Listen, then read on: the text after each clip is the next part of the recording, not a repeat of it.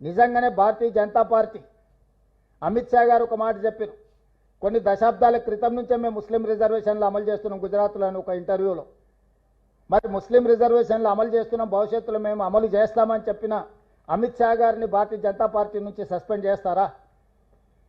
కాబట్టి ప్రజల్ని తప్పుదోవ పట్టించి ఒక భావోద్వేగాలను రెచ్చగొట్టి రాజకీయ ప్రయోజనం పొందాలని ఎవరినో ఒకరిని, ఒక వర్గాన్ని అడ్డం పెట్టి వాళ్ళని సాకుగా చూపించి రిజర్వేషన్లు అడ్డుకోవాలనే ప్రయత్నము ఈరోజు భారతీయ జనతా పార్టీ చేయదలుచుకుంటే ప్రజలు తెలంగాణ రాష్ట్రం నుంచి పూర్తిగా తూర్చిపెట్టేస్తారు బీజేపీ పార్టీని.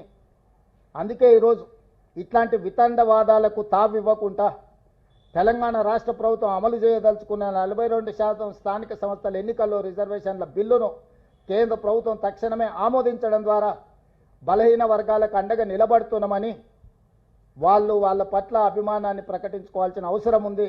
కాంగ్రెస్ పార్టీ డిమాండ్ చేస్తుంది.